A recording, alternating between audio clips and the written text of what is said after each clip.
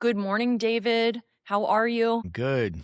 Yeah, I Are just you came ca back from uh-huh. I was just gonna say, are you caffeinated? I already know the answer. Yes, I'm always caffeinated. Yeah. You say that so calmly. Well, I'm very passionate about my morning double espresso, very Mhm. passionate with usually a little bit of grass-fed butter and coconut oil.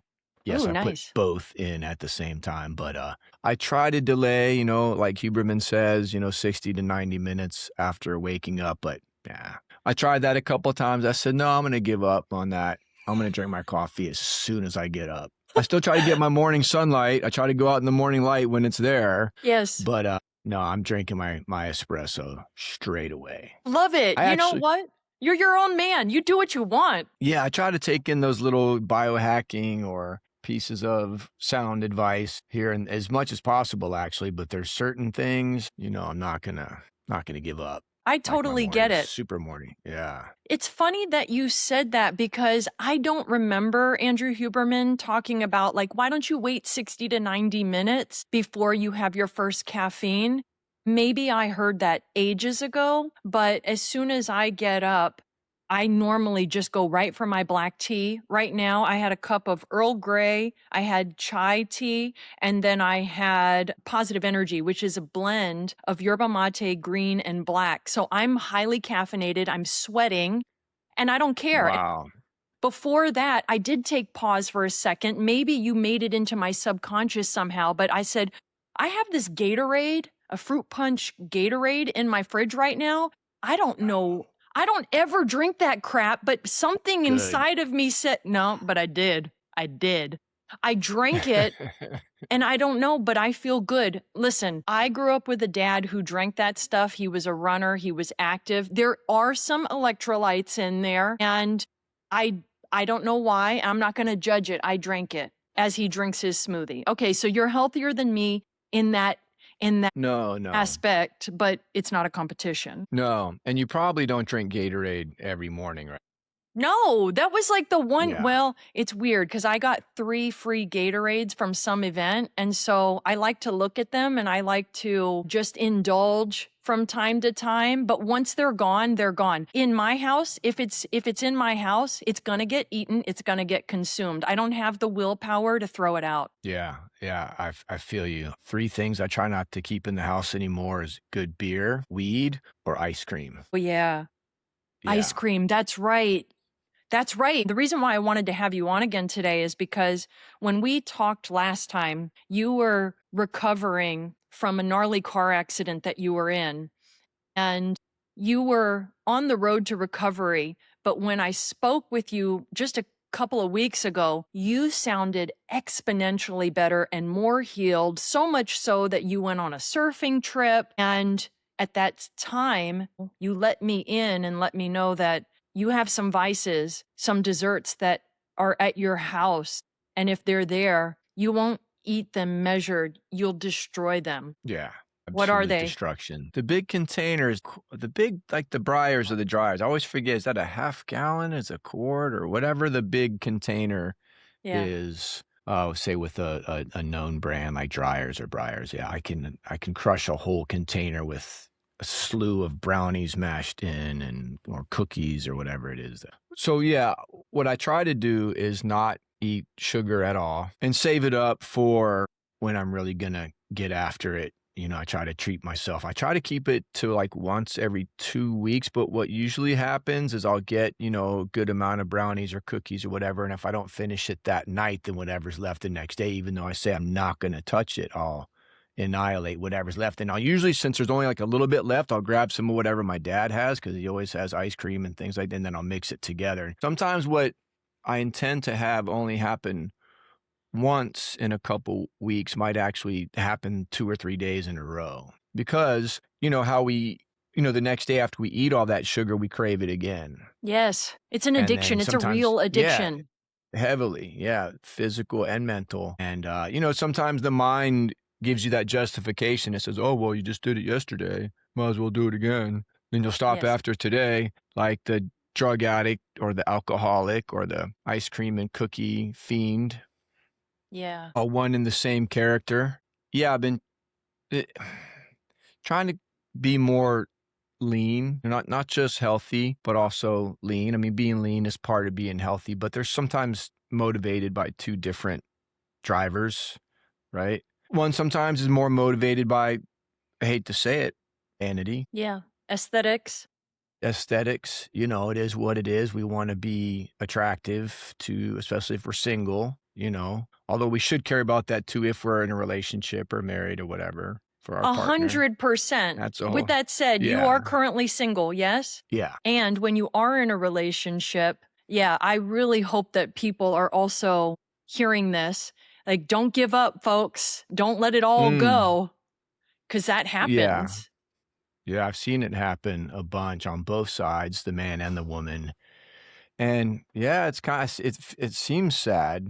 I mean, I could go down a deep rabbit hole with these kind of conversations. I mean, you and I feel like we have our rabbit holes always. This so much to talk about.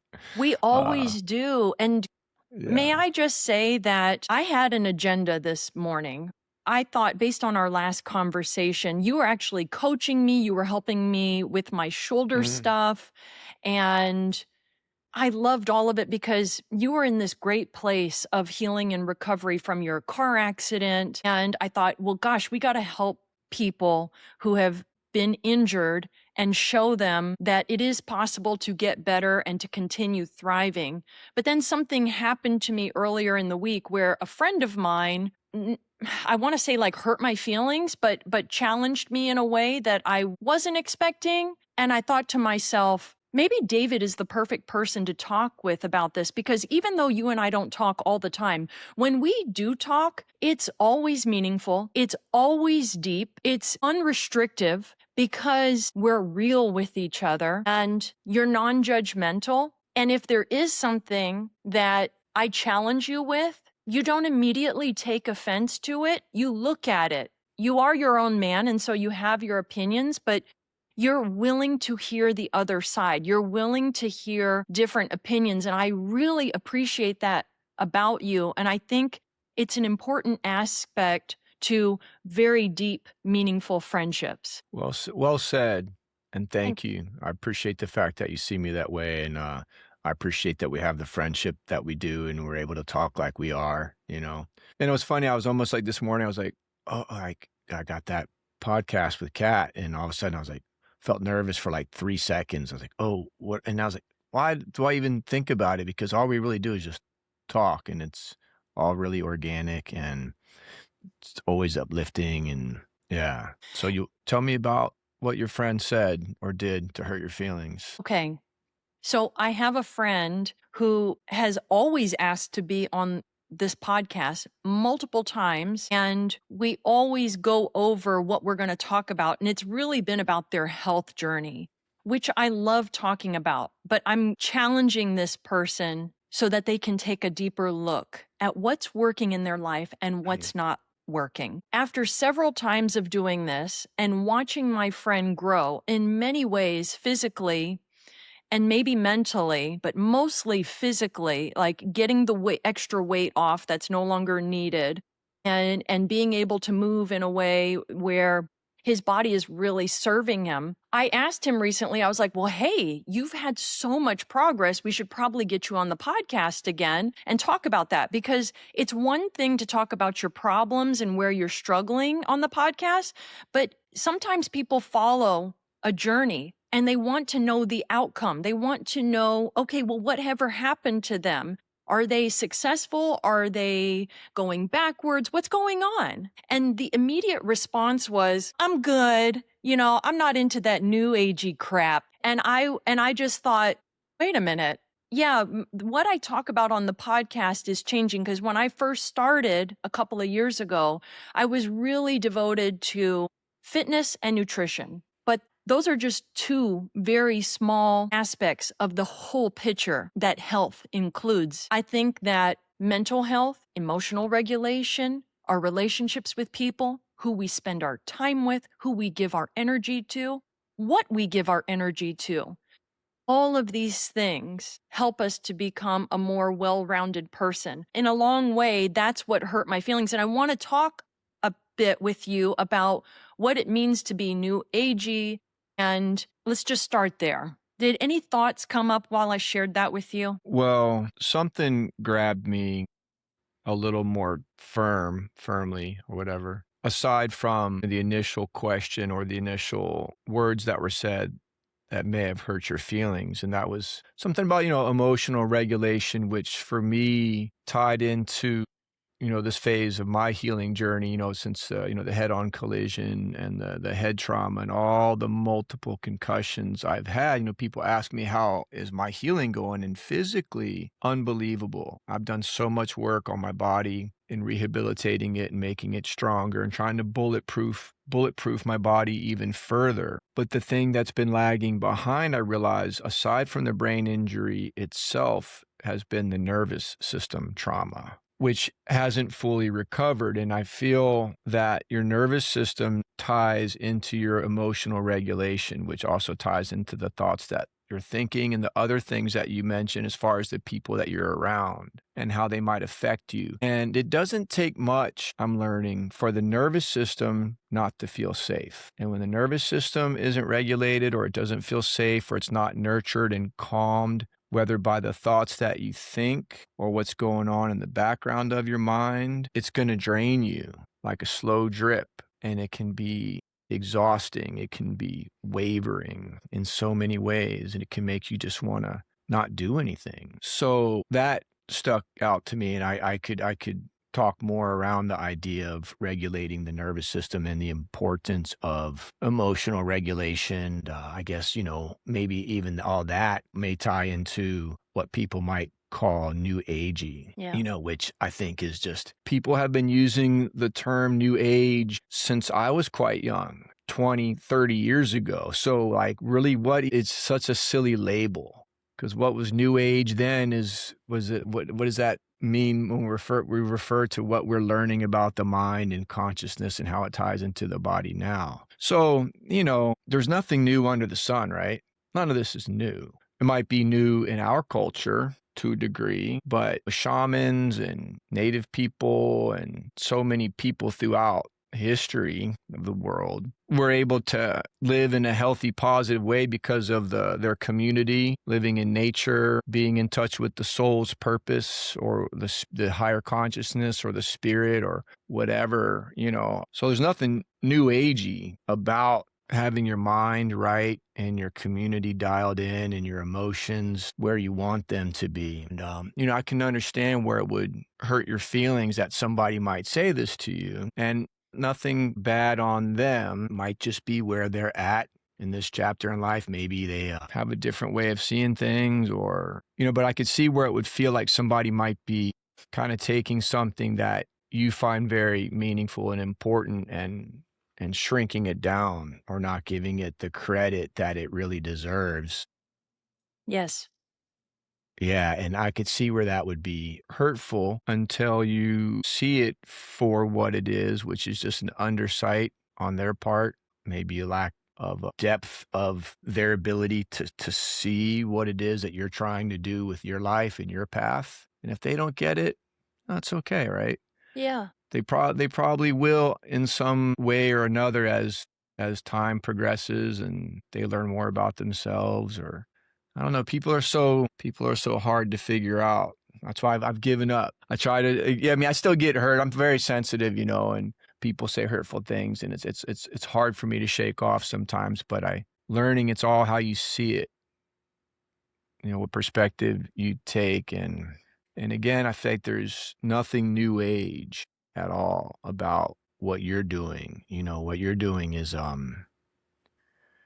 trying to teach people how to make their whole lives healthy, because it is more than just the body. And if your mind is not right, you're not going to be able to get your body right either, because if your mind is in a dark place, you're going to want to go for the gnarly ice cream binge night after night, or the alcohol, or whatever it is. There's so many ways we can sabotage ourselves if we don't love ourselves deep inside, that self-worth, self-esteem, all of it ties directly into our daily choices of action. And while we're on this subject, I'd like to ask you a question. Okay. Okay, so there's a lovely young lady that follows me on Instagram and has for quite some time. And she caught one of our podcasts and she direct messaged me and she asked about you and she told me you were the most beautiful woman she had ever seen.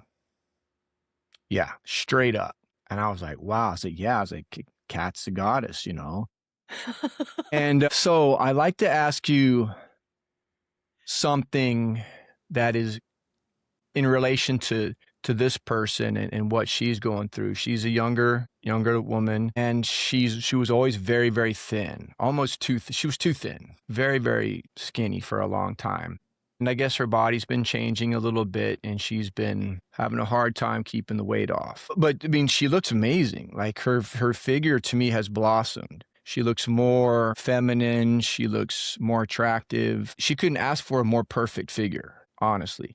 But she has this psychological tie-in to being really, really skinny. And I keep trying to tell her, like, you look amazing.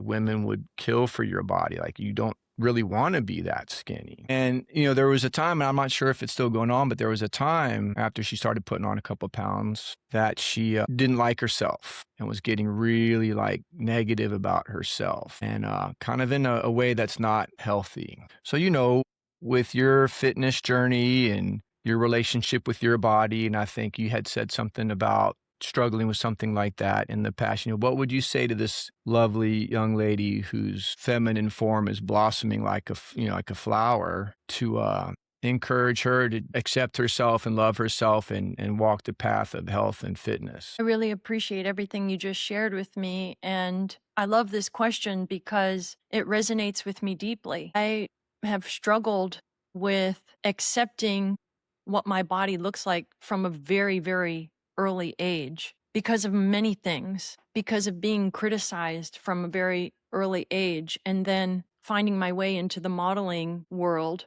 which doesn't necessarily help. Although where I'm at now, I feel like I'm in a place of empowerment and confidence. And so, number one, I appreciate and honor this young lady for reaching out to you with such a intimate struggle, because a lot of people never even get there. A lot of people will just hurt and suffer on their own. So kudos to her for that. Also, I get it. I totally resonate with it because, I mean, even now at almost 46 years old, I still look at myself in the mirror and I'm like, okay, things are looking different from how they looked last year and the year before and 10 years ago. And I know that it doesn't serve me ultimately to judge my body harshly. What has worked for me is to really appreciate what my body can do for me and to love it, flaws and all. And sometimes we have a very distorted perception of what we think we look like when in fact we're much more beautiful and healthy than we may give ourselves credit for. I have been thin before, like thinner than I am now. And I personally didn't like it because my head stayed the same size, so I looked like a bobblehead. It doesn't work for me. So I guess I was lucky in that way.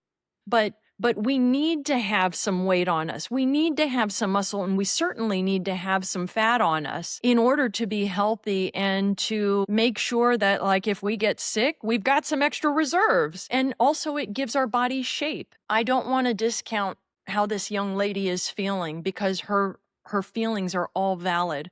I will say this, if it were me, I would definitely talk with a therapist about it, because having different therapists at different points in my life has been a godsend. It has helped me in so many ways. And depending on what I am working on, then I might have a different therapist for that issue. But body dysmorphia is very real and it's prevalent, not only in the lives of women, but in men as well. And I know you, David, have also been a professional model. You know exactly what we're talking about. And even still, we care about what we look like. It's a natural thing. We want to be attractive, not only to ourselves, but to other people.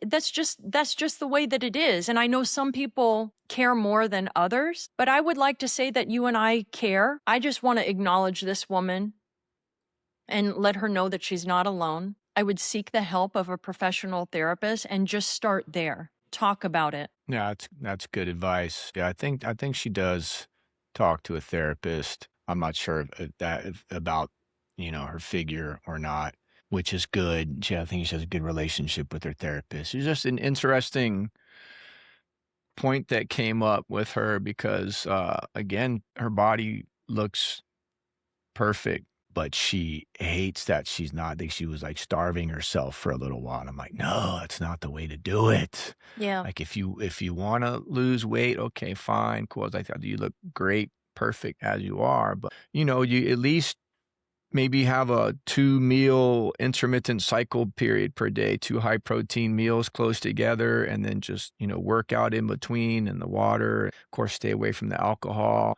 There's a right way and a wrong way to do everything. And it's just, it's sad to think about her or anyone, not being happy with their body, especially, I can see if you were legitimately severely overweight, then okay, if you're not happy with it, work on a strategy to change it.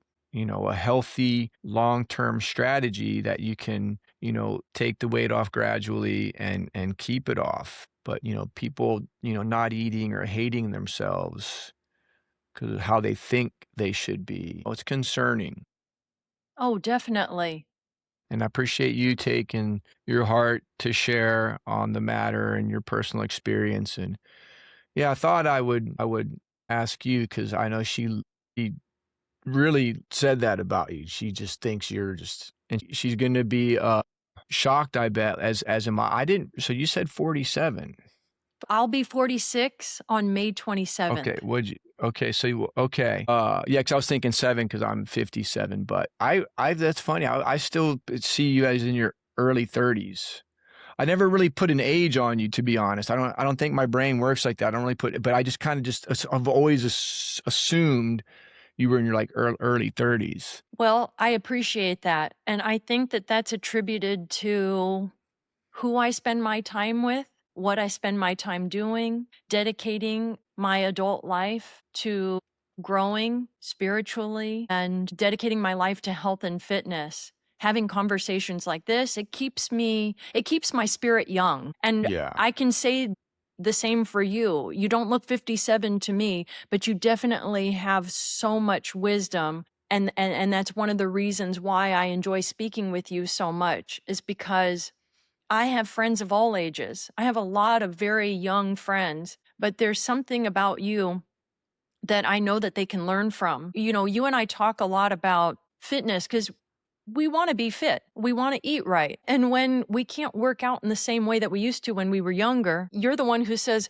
good, great. If we can get some mobility work in, perfect. We don't have to necessarily work out and hit the weights really heavy, but we got to stay mobile. And I think both you and I are of the same mindset where quality of life matters. We're both geared towards having a high quality of life and investing in our longevity. Am I wrong? You're 100% right. Don't even get me going down that rabbit hole. Go It'll ahead. be like 3 Go. you'll be like 3 hours and you're like, "David, we got to wrap it up. Come on, back to earth." No, but I think people Well, need to huh? hear this. Go ahead. Well, I think it's always been important to me to just be healthy and fit for like to having more energy because I love to surf and I want to be out in there in the water for as long as I can be and get a lot of waves and wanting to be fit for the aesthetic part of it for attracting the opposite sex. And even from when I was when I was modeling a bit, you got to be top shape to book the jobs. So that was good motivation. But as I've gotten older, that's not really a factor anymore. But it's more the energy and thinking about, okay, who do I want to be when I'm 70? When I'm 70 or when I'm 80 even, I want to be surfing. I want to be passionate. I want to be able to do everything I want to do. And what's really hit me in the face the last couple of years since I came back to the States, living in Bali to look after my dad was the intention of coming here. And I like to be clear, I never tell people that I take care of my dad because my dad can take care of himself. He's very independent. He's 87. He's very independent. He just needs a little looking after, and companionship, do things together. I like to make food for him because otherwise he won't feel like making, he'll have like a peanut butter sandwich or a microwave dinner. And I'm like, no, not at this. No, I'm cooking. Get some good protein in them. But so coming back here to Virginia and seeing my mom's ex-husband fade away in a nursing home a couple years ago. And part of it was because he was disabled, but also he didn't take good care of himself. And going to see him every week in an environment where, like, the people in the nursing home, a lot of them were legitimately disabled, maybe from an accident or from birth or diabetes or whatever. But the vast majority of them didn't need to end up there. I really, and I would walk down these halls and I would kind of peek in people's rooms and I'd see these broken down souls. It's like your car is broken down by the side of the road because you didn't change the oil. You didn't get the Yeah. maintenance done. You only got one vehicle. And I would just see all these people that didn't have to be there, and they're never going to leave that place. They're never going to throw a football or ride a surfboard or go for a long walk in the park, and they weren't even that old. And seeing my mom, they're not together anymore, but she's in bad shape now. She's 88, and didn't even have to be that way for her. My mom's new husband is like 75. He's broken down. My dad's wife, like my dad's kind of top shape. But I guess my point is I see all these people in their 70s and 80s that are just broken down physically, and they're bottlenecking their life into less mobility and less opportunity to get better. And it didn't have to be that way for any of them. And it's very sobering. And I just go, okay, like lock that down tight. Like, don't have to go that way. You go the absolute opposite end of that way. Seriously, like, as bad as some people get physically, you can take it in the complete opposite direction, with just consistency. I was going to use the word drive, but I don't think you need to be like really driven or ambitious. I think you just need to like stay steady. Like, okay, like who do I want to be? Who am I? There's a great quote I got from Brian Tracy. I don't know where he got it from, Mm. but the quote is, we are all in a perpetual state of becoming. In every moment, in every day, every week, we are either becoming greater or lesser versions of ourself or who we could be. I love And that. yeah, it's like, who are we becoming with this decision I'm making in this very moment, So I'm probably either building a good or a bad habit, because we're kind of always on the same note. We're always building habits, whether we realize it or not, patterns. Yes. So, especially, after that horrific car accident, my body being just wrecked, give me further insight into just how important the body is. And you got to keep it all moving, all different parts. After about 30 or 40 at the latest, you got to be doing the mobility work, got to be doing the things to mobilize and strengthen all the joints, all of them. Guarantee if you're not working on your joints, at some point, one of those joints, whether it be your knee or your hip or your shoulder, the low back, the neck. I mean, I've had all of it. I've basically injured every moving part in my body, every single one, and have pretty like kind of lingering issues with certain parts, but those are the ones you attend to. Focus on the neck, focus on the shoulder, focus on the hips. I have what I call my yoga therapy routine, my mobility routine. I incorporate every moving part of my body. I try to strengthen the arches of my feet, my toes, my wrists, my hands, my neck, and everything in between. The inner thigh work I've been doing lately since the accident has been crazy. Yeah. That's a whole other podcast right there, just the hip adductors. Don't get me started on the adductors. Don't even. I know what you're talking about, though. My friend and I went sprinting the other day, and he was like, oh my God, I'm feeling my adductors in my thighs the way I've never felt them before. And he's a big, strong guy. It's hard to work out every single thing because, yes, there's the flashy large muscles, but then there's all the stabilizer muscles. There are a lot of muscles that are underutilized depending on which sports and which exercises we're dedicating our time to. There's like not enough time in the day to do it all. So you kind of have to pick and choose. And it's helpful, I think, if you're a more well-rounded individual and you're not just like doing just one thing, but you're doing lots of different things like surfing, like boxing, like weightlifting, like walking outside. And because they're all complementary to each other. That's one thing I've discovered as I've gotten older. And I'm not just the CrossFit girl anymore. I am the kind of person who gets excited about pretty much any sport, and I want to be able to test myself. I think that that's good. One thing I want to comment on, because I have something in my brain called I perseverate. I think about something a lot until I release it and I get it out.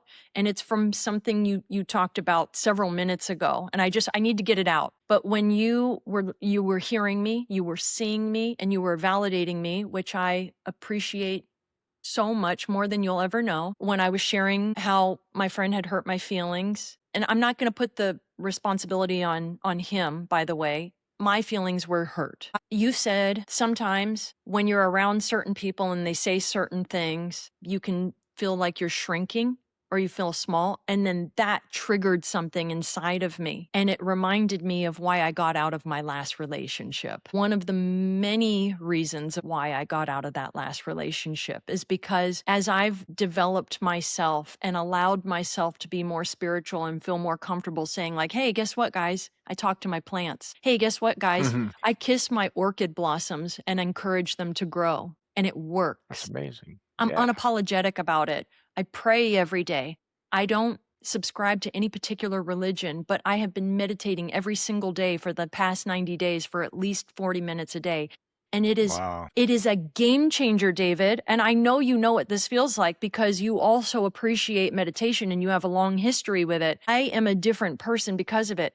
And when somebody criticizes me, whether they're intentional about hurting me or not, it still hurts.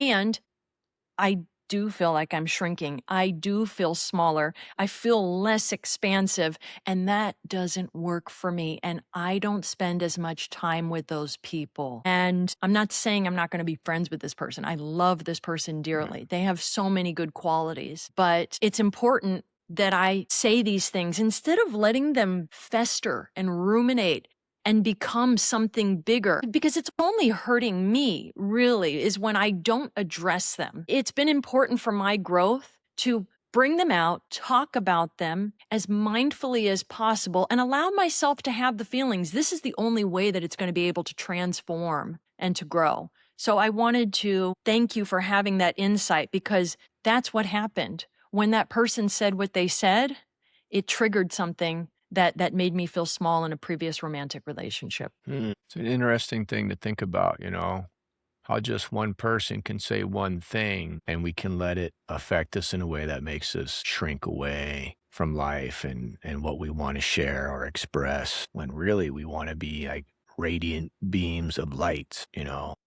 And it's funny that you say that too, because there's been so much I've been wanting to share recently, just things I've been thinking about and meditating on and philosophizing on and microdosing on and macrodosing on and just so much. But I also have this, or let me say I had, let me put it in the past tense because we're always affirmating, right? We say have, then we're kind of perpetuating that feeling that we want to let go of. Whereas when we say had, we leave it in the past. So I'd had, this fear of being seen, something I've discovered about myself the last few years and thought I had smashed it several times. But, the fear of being seen, the fear of putting yourself out there, it kind of directly tied into inner resistance, and it's very super subconscious. It's tied into the ego. It's tied into so many parts of our consciousness because when we're seen, when we put our head above the stack of people, you're getting chopped off, right?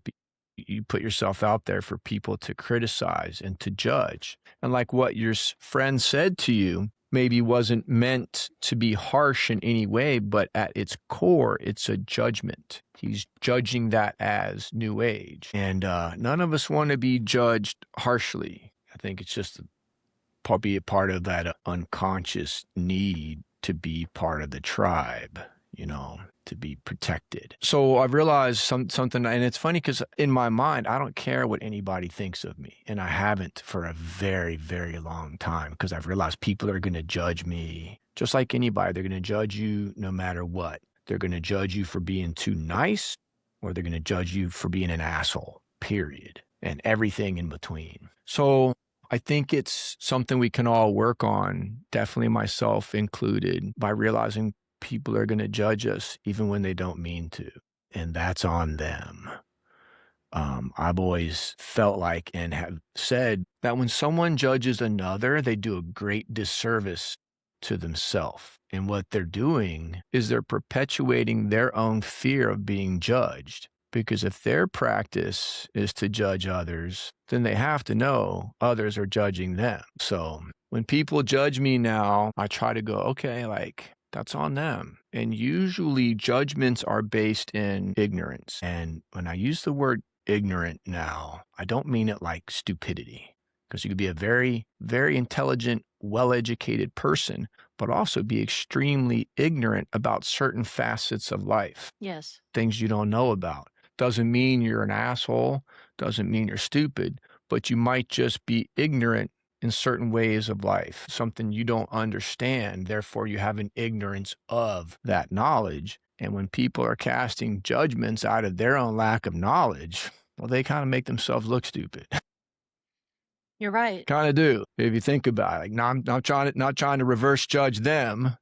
Not that there's such a thing as reverse judgment, because it's still judgment. But when a person judges a person's lifestyle or a person's belief, it's generally based in ignorance. Let's call it a lack of understanding. It's generally based in a lack of understanding. And that's that's cool. It's not your place to educate them. That's what I'm Right. discovering as I get older. I don't want to argue with certain people because it takes up a lot of energy. And sometimes I feel like I'm talking to a brick wall.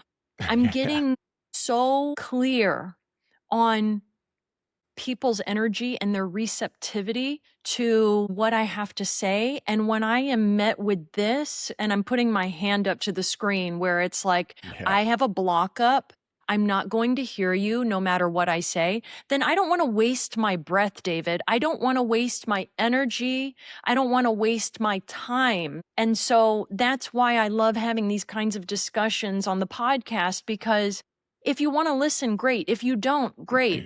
But whoever wants to, maybe they get something out of this. But when I was younger, I definitely argued with people a lot more. And I thought it was more important to try and prove my point. But in gaining a little bit of wisdom, I've discovered that, wait a minute, some people aren't there.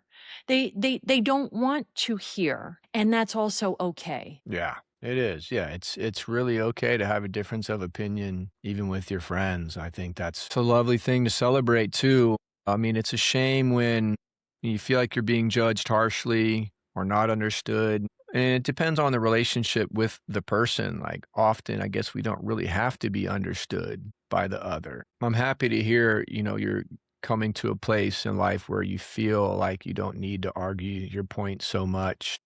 Because I feel like generally when you have to argue your point, the other person's not going to be receptive to it anyway. There's a quote, I don't know the origin of the quote, but I love it. And it's not necessarily tied into this exact discussion, but it is tied into communication, like better communication. And the quote was, "Seek first to understand, then to be understood." That one, it's taken me years to really integrate that. But I try now, and I find myself debating or arguing with someone. I try to just like stop and listen to what they're saying. And then if I'm really present enough, I might even say, okay, let me get this right. So this is what you're saying to me. And then sometimes when you can feed back to the person that they have been heard, and sometimes they're able to become present enough to listen to what you have to say as well. But it's hard. Fuck, it's hard. It's so When hard. you, in the moment,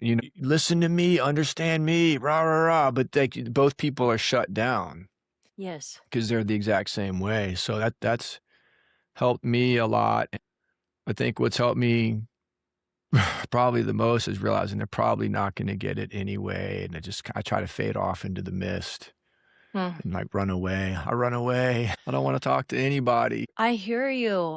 I've been that way myself. I'll run away from that person. And I think the reason why I think it's important to bring this up is because I think a lot of people can relate. But the truth is, when I feel this way, when I feel small around someone, whether if it's just for a moment or it's more consistent, fortunately, it's not consistent with this person. I feel like I want to be less vulnerable around them. This is not the Mm, first time I've been judged harshly by this person. And I am starting to notice a little bit of a pattern, a lot of opinions, a lot of judgments coming, even though there's also a lot of love and there's loyalty. Like my biggest value is loyalty, my biggest value of all time. And this person is very loyal. However, if I'm feeling like there's a lot of opinions coming at me and you don't have all the facts and you just are one of these people who are going to be super opinionated, it makes me take pause and I don't feel like I want to share as much with you. It's interesting because David, you and I don't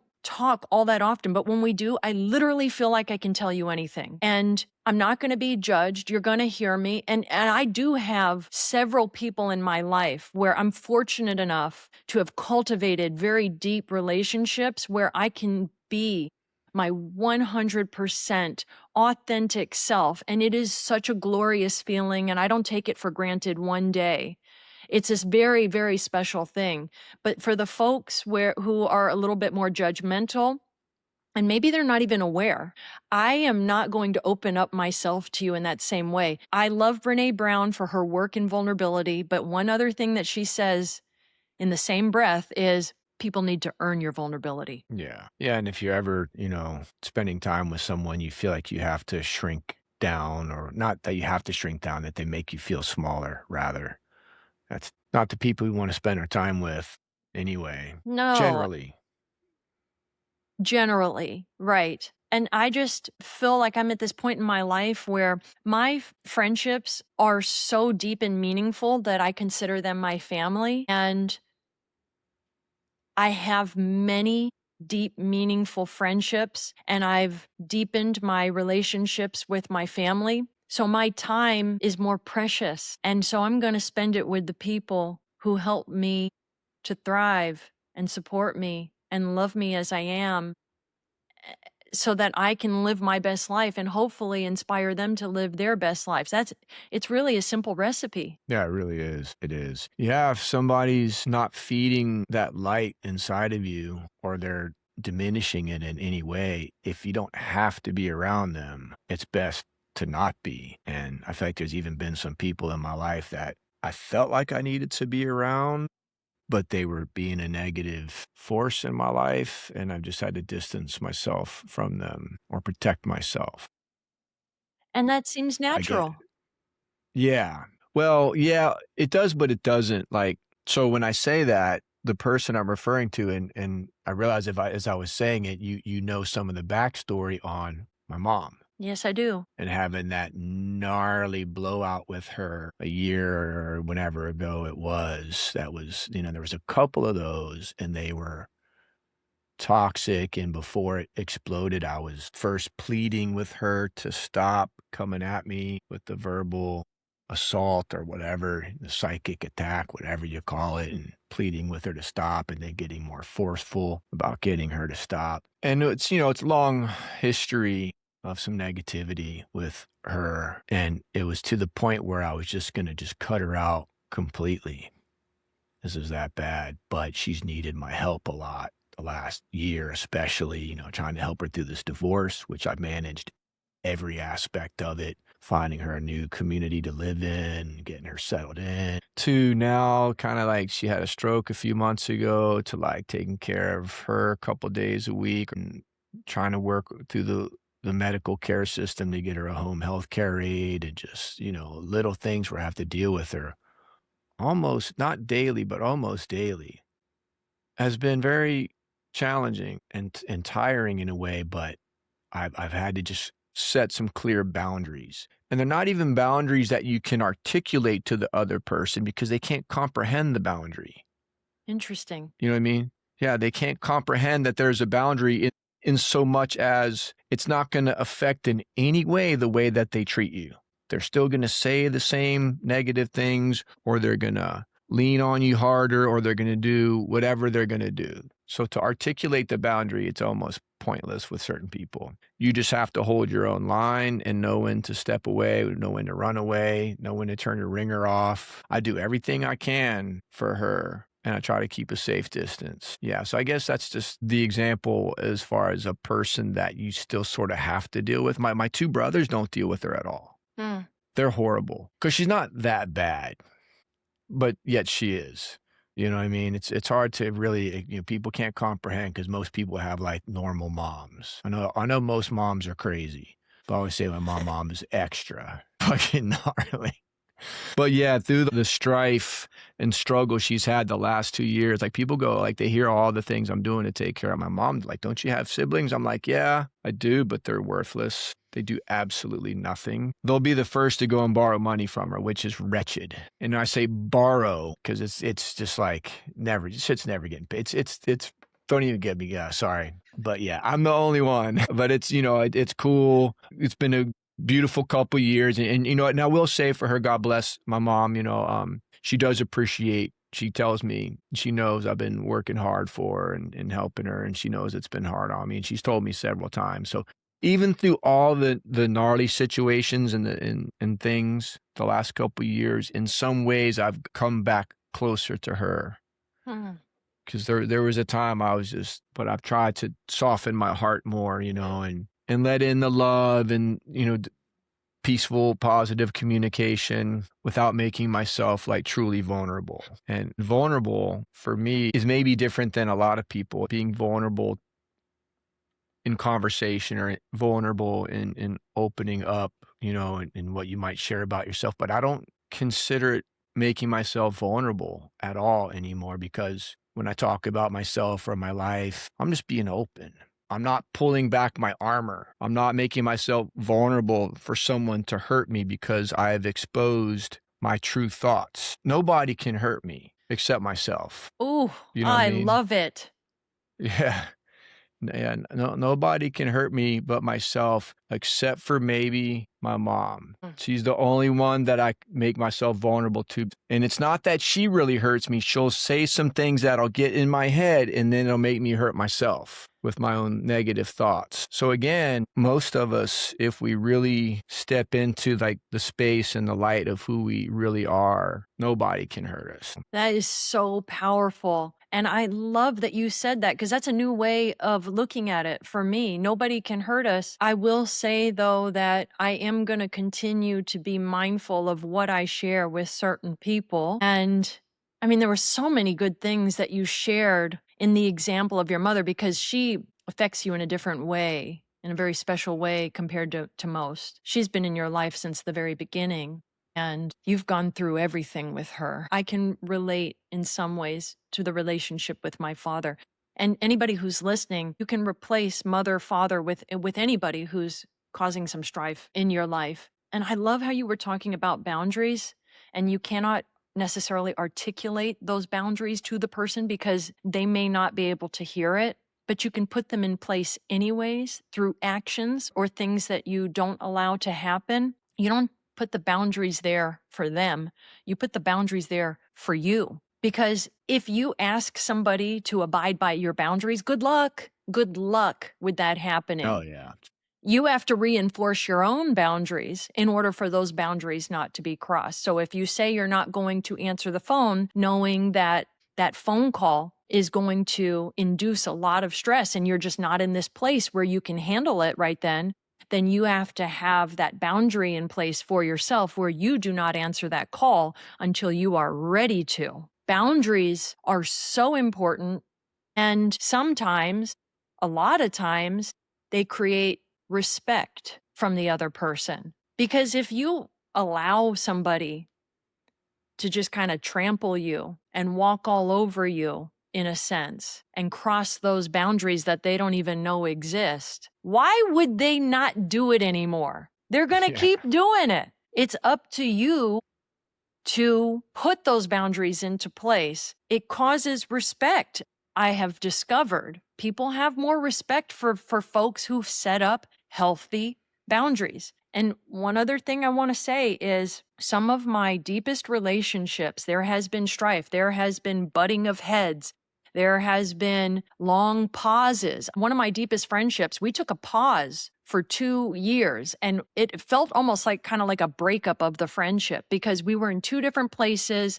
There were some things that needed to be worked out individually. But then when we came back together, and we did, because I'm always open to the possibility of reconnecting with someone if it's feeling like it's in alignment with both of our lives and where we're at. I'm not the kind of person where it's like, okay, we're never going to be friends again. We're never going to talk. In fact, I just talked with a buddy of mine. We took 2 years off, and it wasn't for any particular reason, but it just felt like that was the way it needed to be. But when we spoke, it felt like it was yesterday. That we were just talking, and it was so natural and it was so flowing. Come to find out, he's got so many beautiful things happening in his life right now. And it's like, okay, we're back in alignment. This is perfect. So I'm open to reconnecting and growing friendships, because when you do go through challenges together and you get through it, you can have some of the deepest relationships of your life. I agree. I always kind of felt like some people in your past that you've had the biggest fights with are sometimes like your deepest friendships. Yeah. Yeah, that's good that you can do that.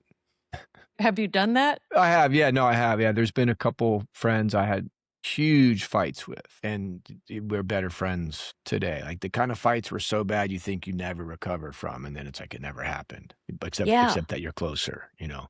And like my stepdad, the guy that passed away a couple years ago, the guy that was married to my mom when I was a kid, me and him used to battle growing up, just so much. But I knew he loved me, and his last year of life in the nursing home, my half brother, his natural son, had abandoned him completely, and his wife had passed, his sister had passed, and I was the only one that came to see him, and I came every single week, and I had him set up with the little Amazon Alexa device, and I talked to him on that at night because he was legally blind. He couldn't like switch to TV stations or the music. So anyways, I'd call him on that, and I sat with him his last several weeks in hospice, and I don't know. I guess my point with that, it's amazing that someone can be not your natural born family and that you can fight and you can battle, but there could be so much love there too, you know? Yeah. And getting to be with him as his like sole supporter in his last year of life was also a very powerful experience for me too. He passed about a year and a half ago, and still just processing that beautiful experience of getting to be there for someone, you know? I love that. Yeah, love is a powerful, I mean, obviously, it's the most powerful force in the universe. It really is. So it is, yeah, I do believe that. Can I share the mantra that I say in my head when I've been meditating? Please, yes. It changes depending on what's going on in my life, but right now it's I clear a path for magic and miracles to manifest in my life and in the lives of all those I care about. And then I name several people who I'm extremely close to. And then I say, and in the lives of those who have hurt me, whether intentional or not, because true love heals. That's lovely. It I feels love that. so good. It feels so good. And I first started praying for the folks who light me up and the people I really care about. But then after several weeks of doing that, I decided to extend it to the folks who have hurt me, because maybe there's a possibility that they could live a better life and spread more light to the people who are in their direct contact. But also it lightens the load on my own heart. I don't have to hold on to that resentment or that anger or those sad or hurt feelings. I get to be lighter, which helps me to shine brighter. That's what I was thinking as you were saying that. I was like, yeah, and that would seem to be also a powerful practice of forgiveness, which I have learned is liberating, truly liberating when we are able to forgive those that have hurt us. It's not easy to do, but it's very possible. Yeah, I held on to some anger towards some people that hurt me several years ago. The bar fight, the guys that assaulted me and almost killed me and beat my head in, you know. Yeah. I was really angry because I'd been attacked and almost killed and suffered traumatic brain injury from it. And I found myself plotting revenge in a bad way. Oh, Anger, darkness, anger. And I was going to get these guys and I was going to get away with it. Yeah. This was a long time ago. I was fucking mad. And it was like I was plotting all these imaginary scenarios where I could hurt these guys and get away with it. And it was going on in my head for a while. And then I realized, I was like, oh, like, this is bad. This is bad. This is a lot of anger. This is a lot of like negative thoughts. And I knew it wasn't good for me. And that's when I had the epiphany. I was like, oh, like, this is why they talk about the practice and the importance of forgiveness. And then I thought, wait a minute, does that mean I have to forgive these guys? And I was like, yeah, you do. If you want to be free, if you want to be light. And I was like, how is that even possible? How do you forgive someone for such treachery? yeah. And then I thought, well, maybe in the practice of affirmation, meditation and affirmation, if something like so simple and seemingly benign as saying, and I couldn't even picture these guys because they came out of the frickin' mist and beat me till I was unconscious. I don't even know what any of me looked like. I mean, I was fighting these guys apparently, throwing punches, but I don't remember any of it. So I would try to picture them and say, I forgive you. I forgive you. I forgive you. Over and over again as I'd be falling asleep at night for weeks. And one day, it shifted. I chose to forgive them. Because you forgive someone doesn't mean you want to hang out with them again, right? Yes. Doesn't mean you want to be friends Yes. with them, but you can genuinely forgive them and hope that they find their way. Yes. And then you become liberated. You're free. Wow. I didn't know that you did that. I heard the first part of the story where they beat you down, but I didn't know the second part. I didn't know that you actually forgave them. And do you feel like you still forgive them? Yeah. The one guy that started it, that came at me, and the one that was sitting on my chest and beating my head in even after I was unconscious, I thought that I'd like to challenge him to a boxing match one day. Yeah. I thought that. I still think that. And I would. Yeah. I'd love to get into the ring with that guy. Like 3 rounds, lightweight gloves, referees, because he's not a trustworthy person. And he's a lot younger than me. I think he's like 20, almost 20 years younger than me. And he's a big guy. Mm. But I'm like, man, dude couldn't knock me out with like 3 sucker punches in a row. I don't care how tough you are. You're not that tough. So yeah, I'd like to go a few rounds with the guy just to see what we're made out of. I But love without your malice. honesty. Yeah, I Without would love. malice. Without malice. Well, actually, there probably would be a little bit. But I really think, like probably beforehand, I'd be tapping into the malice, for fuel, but just for a temporary fuel, not to hold on to any type of anger or resentment. Just see who's a tough guy. Man, I appreciate your honesty. Well, also, it would be a fairer fight if it was one-on-one. Yeah. Without the And it was sucker punching. regulated. Y'all have a ref.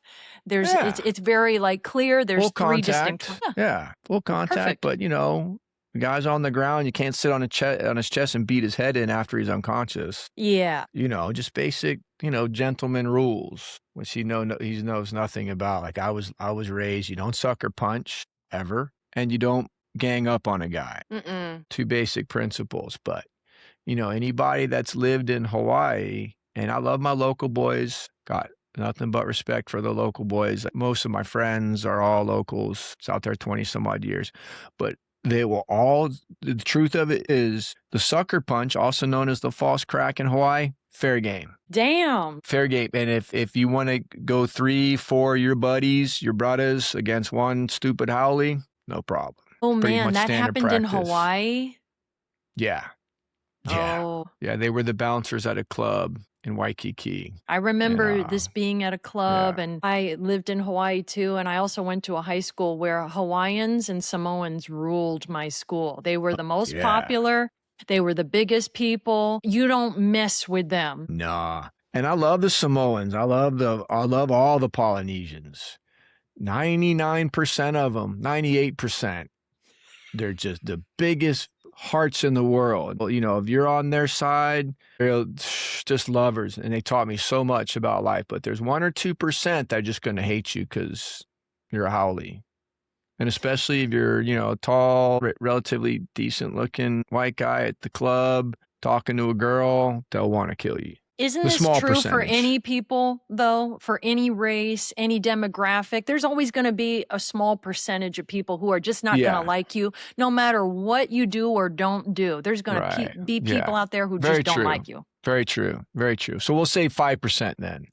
I love it. 99, 98, now 95%. Yeah. Probably solid 93 to 95 are not going to mess with you, but there's that 5 to 7% that just, and I get it. It's, it's a thing, to be a part of a culture that was its own place for so long, and then to have it taken over by mainland America, or the Tahitians being taken over by the French, or the different islands of Polynesia, or whatever. I can't even say I fully get it because I'm not of that cultural background.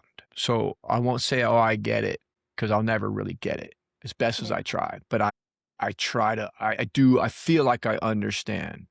Because I've seen places that I love that were quiet and private for a very long time be completely taken over by people that come in and don't have respect for those Yes. that were there either before them, or they don't want to perpetuate the original culture. Like, the people that have been moving into Hawaii even more and more recently, especially since COVID, they try to treat Hawaii like the mainland. Mm. They'll cut you off in traffic. They won't say thank you when you let them in.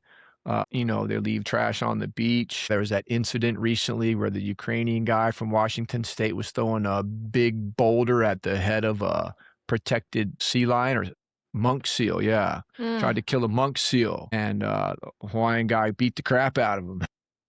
Wow. And everybody was like kind of applauding the Hawaiian guy and pushing to have charges. As an example for people coming into, say, the Hawaiian Islands and not respecting local culture, local people, local wildlife. So Yeah, I do. we could have a whole other conversation just about that Yeah. alone, but something keeps ringing true in my head, and that is violence perpetuates violence, point blank.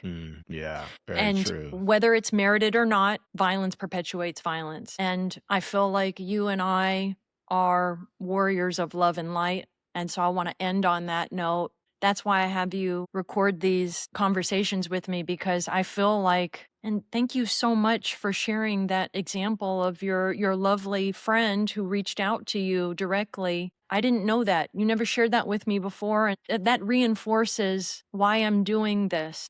Again, if only one person listens to this and they get something out of it, then it's all worth it.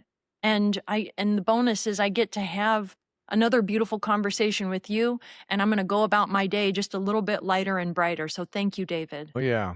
Thank you. Thanks for, receiving, the thought, and for answering my question. I hope I can if you post a clip with that segment, I would get the link and send it to her and say, hey, it's my friend's response to you and what you're going through. And because she's a lovely soul, and I know she looks up to you. She does. She thinks you're the most beautiful woman in the world. Oh gosh. And she told me, she said you're the most beautiful woman she'd ever seen. I was like, wow, like, yeah, I don't even it's know how to Cat. process that.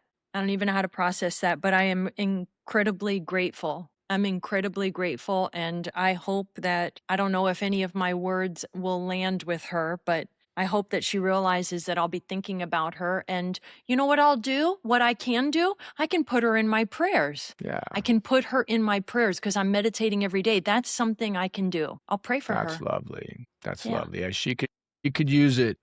She's also fighting with alcoholism. Okay. And to the point where I've actually prayed for her, and I don't pray for a lot of people because I don't think to. I'm trying to pray more for more people, but she's doing well. She's trying to stay sober. And I've been trying to encourage her to walk that path, because for her, alcohol is a very destructive force. So For yeah, if you many think people. about, yeah, it's terrifying for some, like what some people have to deal with in that regard. She can do it though. There Oh, are a yeah, lot of yeah. people who struggle with alcoholism. It runs actually in my family as well, and she can 100% do it. And there are many resources out there. There's AA, there's rehab centers, there's all sorts of stuff. And then just like acknowledging that she's not alone, I think it is huge. Right. But Yeah, exactly. thank you, David. I feel wonderful. I appreciate you so much. Thank you for everything. Yeah, thank you too, Kat. I appreciate you.